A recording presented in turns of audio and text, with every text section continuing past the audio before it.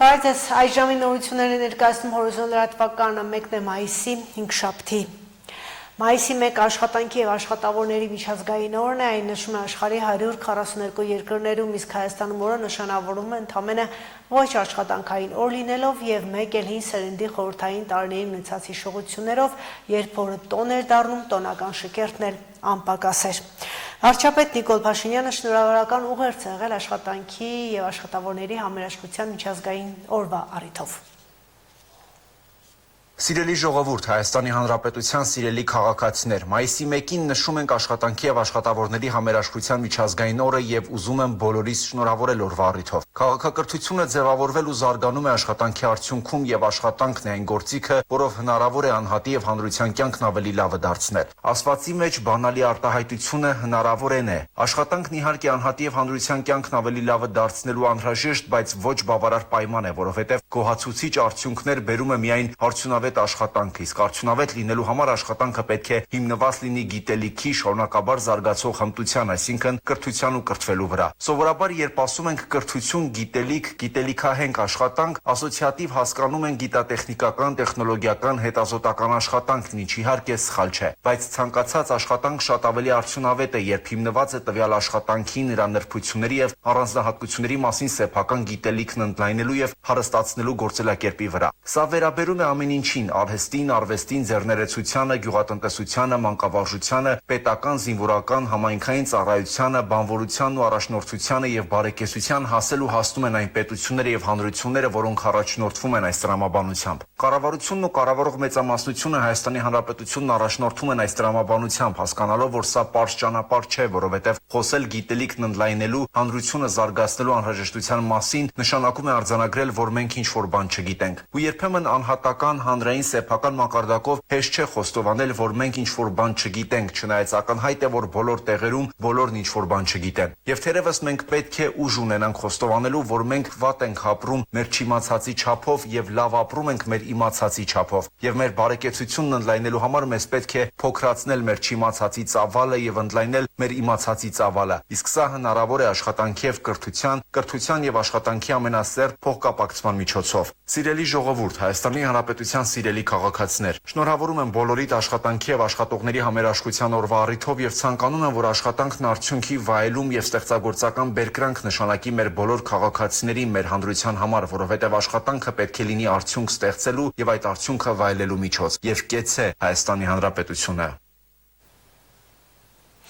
Աշխատանքի և աշխատավորների միջազգային օրվա առիթով Հայաստանի Արհմիությունների կոնֆեդերացիան Երևանում կազմակերպել է արժանապատիվ աշխատանք խորագրով երթ։ Երթը մեկնարկել է մայրաքաղաքի Աբովյան պուրակից հասել մինչև Հանրապետության հրապարակ։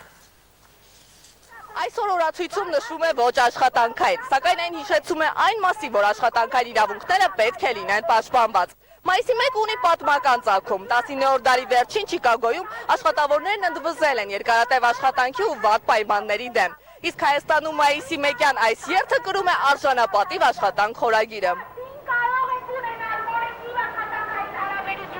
Երթը մեկնարկեց Աբովյան պուրակից։ Երթին մասնակցում են ինչպես Հայկական Արհմիությունների կոնֆեդերացիայի անդամները, այնպես էլ այլ քաղաքացիներ տարբեր մասնագիտություններից, բժշկությունից մինչև արդյունաբերություն։ Երթի ամբողջ ընթացքում մասնակիցները բարձրախոսով քաղաքացիներին իրազեկում էին աշխատանքային պայմանների արժանապատիվ լինելու կարևորության մասին։ Աշխատող մարդը յուրաքանչյուր տնտեսության հիմքն է։ Երթի կազմակերպիչների խոսքով մայիսի 1-ն առիթ է, որպեսզի ևս մեկ անգամ ավելի հնչեղ բարձրաձայնվեն աշխատողների ու արհմիությունների իրավունքները։ Սա նաև կարևոր միջոցառում է խոսելու մարդկանց անվտանգ աշխատանքային պայմանների, արդար վարձատրության, սոցիալական արդարության մասին։ Սրանք են բոլոր կարևոր հարցերն են, որոնց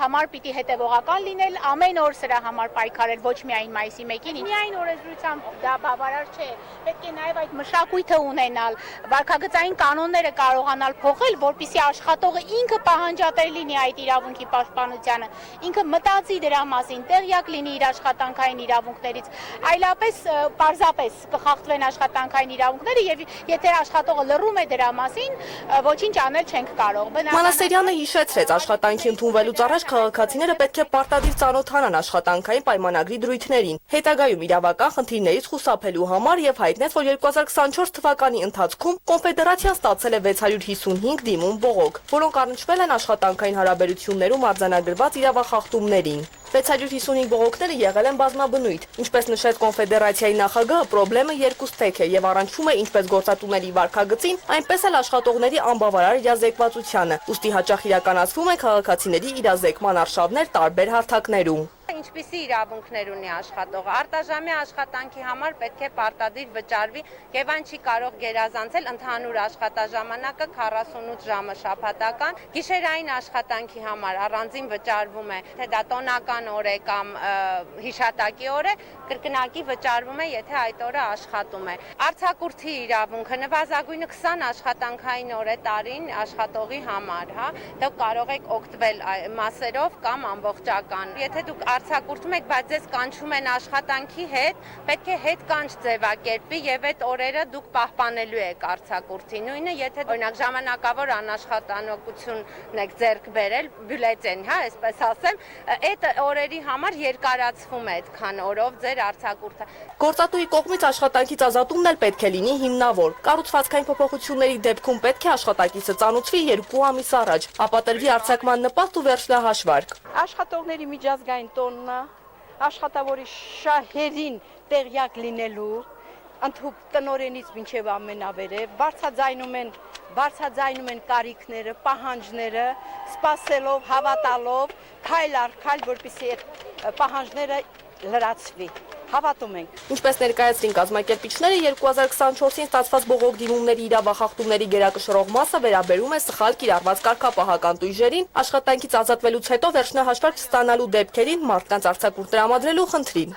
Աշխատանքի եւ աշխատավորների միջազգային օրը հիշեցում է այն մասին, որ աշխատանքը ոչ միայն եկամուտ ապահովող միջոց է, այլ նաեւ մարդու արժանապատվության մաս։ Եվ ինչպես էլ որ նշվի այս օրը, կարևոր է հիշել, որ աշխատանքը պետք է լինի արդար, անվտանգ եւ արժանապատիվ։ Հիփսիմե Ավակյան, Հայկ Սուքիասյան, Հորիզոն։ Այսօր ժամը 7:47-ին 2.8 մագնիտուդով երկրաշարժ է տեղի ունեցել Գավառ քաղաքից 13 կիլոմետր հարավ-արևելք։ Էպիկենտրոնային գոտում ստորգետնյա ցնցման ուժգնությունը կազմել է 3-ից 4 բալ։ Երկրաշարժը զգացվել է Գեղարքունիքի մարզի Գավառ եւ Մարտունի քաղաքներում, ինչպես նաեւ Երանոց, Վարդաձոր, Ձորագյուղ, Սարուխան, Լանջախբյուր, Գեղարքունիք գյուղերում 2-ից 3 բալ ուժգնության։ Այսօր երկրաշարժը գրանցվել նաև Իրանի Խորասան նահանգում 5 մագնիտուդով երկրաշարժի հետևանքով տուժել է 19 մարդ։ Էպիկենտրոնը եղել է Ռաշտ քաղաքը, երկրաշարժը զգացվել է նաև Մեծակա, Խաֆ եւ Թորբատ Հեյդարիե քաղաքներում։ Ռուս-ուկրաինական պատերազմում ուրվագծվում են նոր իրողություններ։ Կիևն ու Վաշինգտոնը օգտակար հանածոների արդյունահանման համաձայնագիր են կնքում, իսկ Ռուսաստանի նախագահը հայտարարում է Եվրոպայի հետ հարաբերությունները վաղ թե ուշ վերականգնելու անխուսափելիության մասին։ Խոսելով մարտի դաշտում իրավիճակից, Վլադիմիր Պուտինը կրկնել է, որ Կուրսկի մարզը գտնվում է ռուսական վերահսկողության տակ։ Միջազգային կարևոր նորությունները տեսաշարով։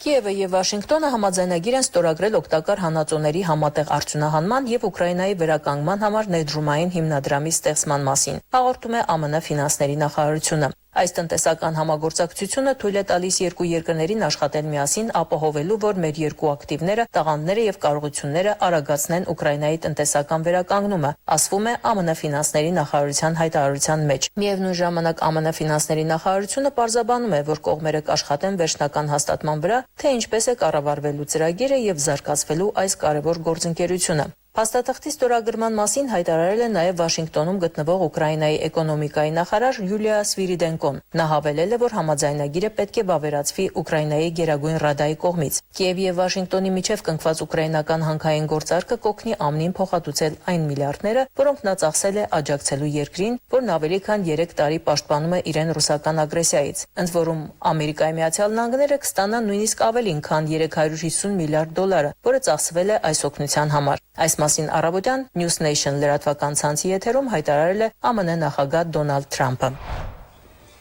Երեկ գիշերը Ռուսաստանից Ուկրաինայի տարածքի վրա 5 Իսկանդեր M բալիստիկ քրթիր է արձակվել եւ տարբեր տեսակի 170 անօդաչու թռչող սարքեր։ Այս մասին հայտնել է Ուկրաինայի ռազմաօդային ուժերի հրամանատարությունը։ Օդեսայում վնասվել են բազմահարկ բնակելի եւ մասնավոր տներ, սուպերմարկետ, դպրոց եւ մեքենաներ։ Ուկրաինայի արտակարգ իրավիճակների պետական ծառայությունը հայտնել է, որ 2 մարդ զոհվել է։ Իսկ Ուկրաինայի զինված ուժերը հայտնել են, որ առավոտյան խոցել են 74 շահեդ տիպի գրոային անոթ հաչու թռչող սար։ Հարձակման հետևանքով տուժել են նաեւ Խարկովի, Սումիի, Դոնեցկի եւ Կիևի մարզերը։ Պակիստանը չորեքշաբթի օրը հայտարարել է, որ հավաստի հետախուզական տվյալներ ունի, որ Հնդկաստանը մտադիր է շուտով ռազմական գործողություններ սկսել։ Երկու երկրների միջև լարվածությունն աճել է Քաշիմիրում զբոսաշրջիկների վրա հարձակումից հետո։ Պակիստանի վարչապետ Շեհբազ Շարիֆը կոչ է արել ԱՄՆ-ին ճնշում գործադրել Հնդկաստանի վրա, որպեսզի վերջինս զսպի հեռետորաբանությունը եւ գործի պատասխանատու կերպով։ ԱՄՆ պետքարտուղար Մարկո Ռյուբիոն դիմել է երկու երկրներին հորդորելով նվազեցնել լարվածությունը։ Հնդկաստանի արտաքին գործերի եւ պաշտպանության նախարարությունները մեկնաբանություններ չեն արել։ Երկու երկրներն էլ ունեն միջուկային զենք, թեև նախկին հակամարտություններում երբեք չեն օգտագործել։ Գազայի հատվածին Իսրայելի հարվածների հետևանքով վերջին 24 ժամում առնվազն 35 պաղեստինցի է զոհվել։ Այս տվյալները հայտնել է Քաթարյան Ալ Ջազիրա հեռուստաալիքը, վկայակոչելով անկլավի առողջապահության նախարարությանը։ Տեղեկություններ կան նաև 100-ից ավելի վիրավորների մասին, որոնց թվում կան նաև երեխաներ։ Մարտի 2-ից Իսրայելի զինվորականները արգելափակում են Գազա մարդասիրական օգնության առաքումը։ Ավելի վաղ ՄԱԿ-ի Պարենի համաշխարհային ծրագիրը հայտարարել էր, որ անկլավում գտնվող իր պահեստները դատարկ են եւ որ իր ղեկավարած բարեգործական խոհանոցները ենթարկվել են հարձակման։ Ըստ ծրագրի ներկայացուցիչների այնտեղ սնվում է անկլավի բնակչության մինչև 80%-ը։ Նախորդին ՄԱԿ-ի գլխավոր քարտուղար Անտոնիո Գուտերեշը դատապարտել է Գազայում շրջափակումը, նշելով, որ մարդասիրական օգնությունը չպետք է օգտագործվի որպես ճնշման լծակ կամ սակարկության առարկա։ Իսրայելը պնդում է, որ զինադադարի շաբաթների ընթացքում պարենամթերքի եւ ապրանքների մեծ պաշարներ են առաքվել անկլավ եւ որ Համասը դրանք վերաբաշխում է իր շահերի համար։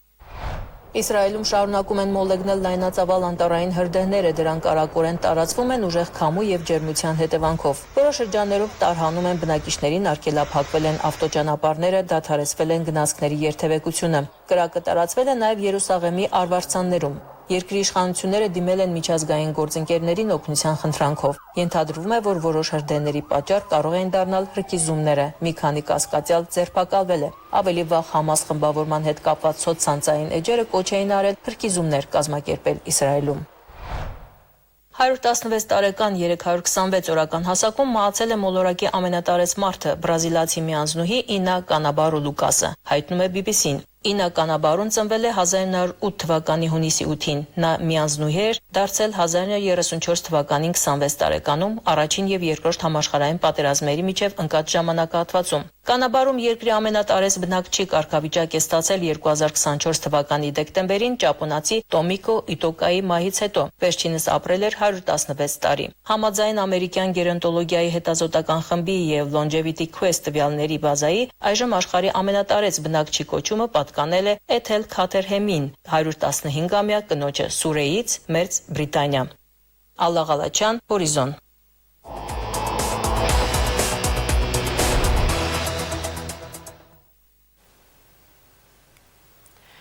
Հայոց ցեղասպանության թանգարան ինստիտուտը առաջին անգամ Գյումրիում ժամանակավոր ցուցադրության է ներկայացրել հայ կինը ցեղասպանության զոհ եւ հերոս խորագրով լուսանկարների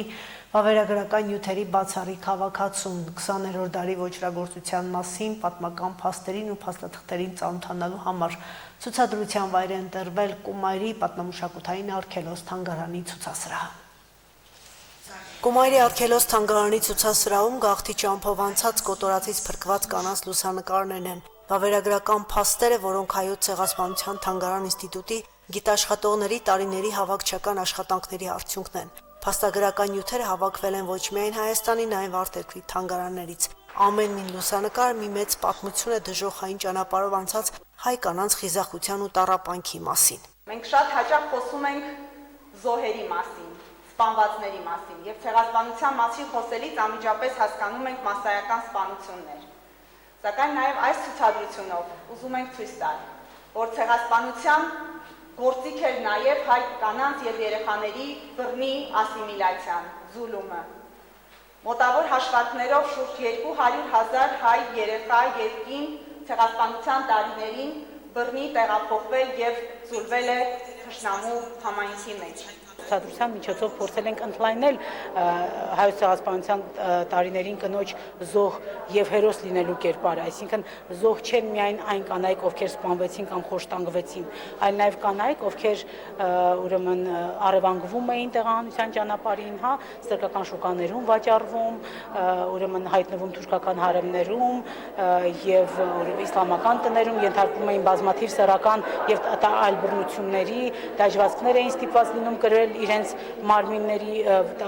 տարբեր հատվածներում, հա, եւ այս դաջվածքները, այսինքն զոհ են նաեւ այդ կանայք։ Այս բոլոր վկայությունները հայ կնոջ ճակատագրի վերհանումն են, միևնույն ժամանակ նրա քաջության հպարտության ներկայացումը։ Առանձին բաժիններում եւ ժամանակագրորեն ներկայացված կանանց անհատական պատմությունները ամբողջացնում են հայոց ցեղասպանության տարիներին բաժին հասած ողբերգությունները։ Այս կանայք կորցրել են գերդաստան ու ընտանիք, բայց չեն կորցրել իրենց դեմքը եւ անբացատրելի ուժով պահել են հայի ինքնությունը։ Ունենք կանանց պատմություններ, որոնք կորցրել են իրենց ամբողջ գերդաստանին,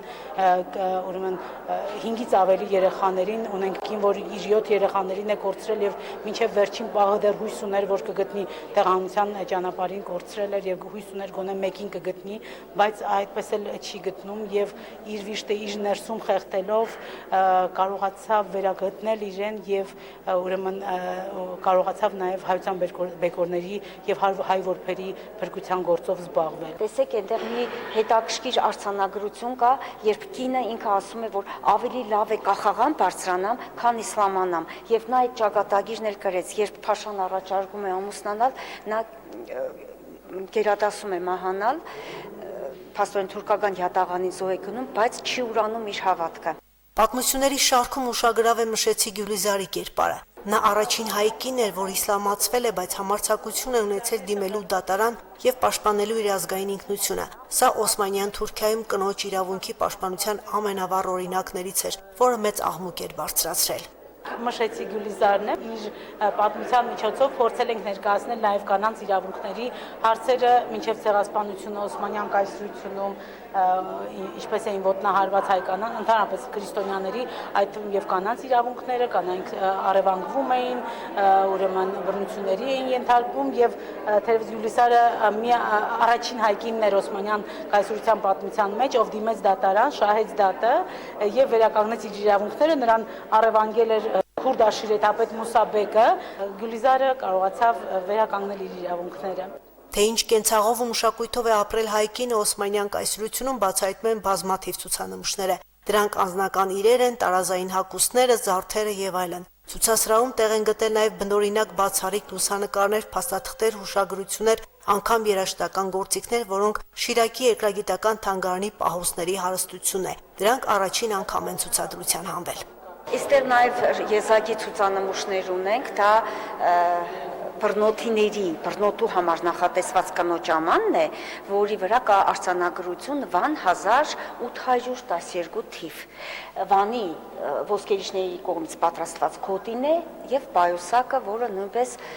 հավանաբար Արևմտյան Հայաստանում կրել են կանայք եւ հետագայում արդեն ներկրվել է եւ բերվել է Հայաստան։ Այս ցուցադրությունը երկու շատ կարևոր շեշտադրում ունի՝ զոհի եւ հերոսի հասկացությունների վերհանումն է։ Անցնելով թուրքական վայրեգությունների միջով հայ կանայք դարձան պայքարի, կամքի, հայ ժողովրդի վերածննդի խորհրդանիշներ։ Ժամանակավոր ցուցադրությունը Գյումրիում բաց կլինի 1 ամիս։ Շանթերուստանկերություն Հորիզոն։ Տիեզերքի գաղտնիքները գայթակղում են երեխաներին։ Աստղերն ու տիեզերական բոլոր երևույթները բացահայտելու մի հարթակ է դարձել Գյումրիի Հովանդերկիտ ակադեմիան, որտեղ բացվել է աստղագիտության սենյակ լաբորատորիա հագեցած ժամանակակից սարքավորումներով, ուսուցողական բազմաթիվ դիդակտիկ պարագաներով։ Նորաստեղծ լաբորատորիան փոքրիկ աստղագետների համար այսուհետ հեռու եւ անծայրածիր տիեզերքը կդարձնի մոտիկ եւ հասանելի։ Հովանդերկիտ ակադեմիան միակ STEM կրթական կենտրոնն է Գյումրիում։ Այն 5-ից 18 տարեկան երեխաներին տալիս է ոչ ֆորմալ կրթություն։ Սա հարթակ է, որտեղ երկրորդ տարին է փոքրիկներն ուսումնասիրում են նաև տիեզերքի գաղտնիքները, ստանում գիտելիքներ աստղագիտության մասին։ Այժմ ժամանակակից պրակտիկ սարքերով վերազինված միջավայրում երեխաները աստղերի ու մոլորակների մասին ավելին կիմանան։ Այստեղ մտնող ամեն երեխա, ես կարծում եմ, միանգամից կգերվի տիեզերքի հրաշալիքներով, որովհետև երբ որ տեսնում ես մի բան է, բոլորն են համարհետաքրում աստղագիտության, բայց այսպես հերվից առանց ավելի գործնական քայլերի, ավելի ռեալ քայլերի։ Իսկ այստեղ այն տեղն է, որտեղ կարելի է միանգամից երեխային տանել իր սիրած ուղով։ Մենք հասկացանք, որ երեխաներին շատ հետաքրքրում է աստղագիտությունը, իրենք շատ հարցեր են տալիս աստղագիտության մասին, իսկ ցավոք մեր դպրոցներում աստղագիտության հատվածը շատ բաց է եւ երեխաները իրենց հարցերը շատ չեն կարողանում տրամադրել հենց ուսուցչին, որովհետեւ ֆիզիկայի ուսուցիչներն են զբաղվում ու շատ քիչ դասաժամեր է հատկացված աստղագիտության համար։ Այդ երեխաների հարցերը կուտակվել էր ու իրենք մեր օգնությամբ են փորձում ստանալ այդ հարցերի պատասխանները։ Աստղագիտության ժամանակակից սենյակ լաբորատորիա ունենալու գաղափարը մտքից գործի է վերածվել սոցիալական ձեռներեցության զարգացմանն ուղղված Social Impact Award ամենամյա մրցանակապաշխության շնորհիվ, որի մրցանակային ֆոնդն արդեն 2 տարի է տրամադրում է Արարատ բանկը։ Social Impact Award ծրագիրը, որը գործում է 2009 թվականից ավելի քան 25 երկրում,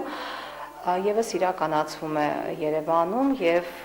իրականացնողը հենց Impact Hub Երևանն է, իդեմս գործադիր տնօրեն Գևորգ Պողոսյանի եւ նրանք ստեղծել են մի յուրահատուկ հարթակ, որտեղ սոցիալական ձեռներեցները, երիտասարդ ձեռներեցները կարողանում են ներկայացնել ծրագրեր, բիզնես ծրագրեր, որոնք իրենց հերթին պարունակում են անպայման սոցիալական բաղադրիչ եւ ամեն տարի SIA ծրագրի մրցանակային ֆոնդը ապահովում է Արարատ բանկը, այսինքն 4 հաղթող ուրեմն ընկերություններին մենք տրամադրում ենք մրցանակային ֆոնդ եւ իրենք իրենց հերթին այդ մրցանակային ֆոնդը օգտագործում են իրենց բիզնեսը զարգացնելու նպատակով։ Wonderkid ակադեմիայի ներկայացրած աստղագիտություն բոլորի համար նախագիծը 2024 թվականի մրցույթում հաղթած սոցիալական ձեռներեցության 4 ծրագրերից մեկն է։ Շատ լավ է ու կարևոր, որ կրթությանը կարևորություն են տալիս ու կրթության մեջ ներդրումներ են անում։ Արարատ բանկի օրինակով ցանկանում եմ մյուս ֆինանսական կազմակերպություններին եւս խնդրել ու հորդորել, որպեսզի կրթության մեջ անեն ներդրում, քանի որ կրթությունը շատ կարևոր է ինչպես պետության, այնպես էլ ամբողջ աշխարհի համար։ Ես լիահույս եմ, որ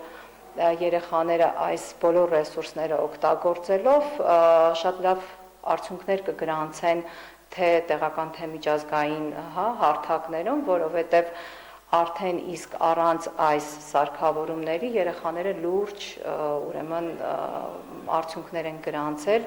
եւ միջազգային մրցույթներից մեկում գրավել են երկրորդ տեղը։ Wonderkid ակադեմիայի աստղագիտության լաբորատորիայի պրոֆեսիոնալ աստղադիտակը ուսումնական ծրագրերի համար իդեալական է եւ հնարավորություն կտա երեխաներին մանրակրկիտ ուսումնասիրել աստղերն ու մոլորակները։ Տիեզերական սենյակը հագեցած է ուսուցողական գլոբուսներով, երկնքի քարտեզներով եւ տիեզերքի մասին պատմող հետաքրքիր դիդակտիկ պարագաներով։ Այստեղ պարզ մակետ ունենք, օրինակ արև, երկիր եւ լուսին հերթականությունն է, ցույց է տալիս իրենց համակարգը ինչպես է աշխատում է շատ պարզ մեխանիզմով, ատամներով։ Այստեղից որ մենք պատտվում ենք, մեր արևի լույսը, ցույց է լույսը, որը դուրս է գալիս արևից, ընկնում է համապատասխան կիսագնդի վրա, ցույց տալով թե որ եղանակին ինչպիսի եղանակ կսպասենք կամ ինչպիսի կլիմա է այդ գոտում լինելու։ 5-ից 18 տարեկան շատ երեխաներ են հետաքրքրված աստղագիտությամբ եւ ակադեմիայի սաներն արդեն բազում մրցանակներ ունեն տեղական ու միջազգային մրցույթներից։ Այս 2 տարվա ընթացքում մենք տրամադրել ենք ավելի քան 6 միլիոն դրամ, որոնք ուղղվել են հաղթող թիմերին եւ յուրաքանչյուրը իր հերթին գումարը նպատակային ծախսել է հենց կոնկրետ ծրագիրը զարգացնելու, ծրագրի որևէ կոմպոնենտ զարգացնելու եւ հաջողելու համար։ Մարինե Դերբենյան, Արարատ Ծատուրյան, Հորիզոն։ Այժմ լրահոս այսքանով սպառված է, հետևեք նորություններին ժամը 20-ին։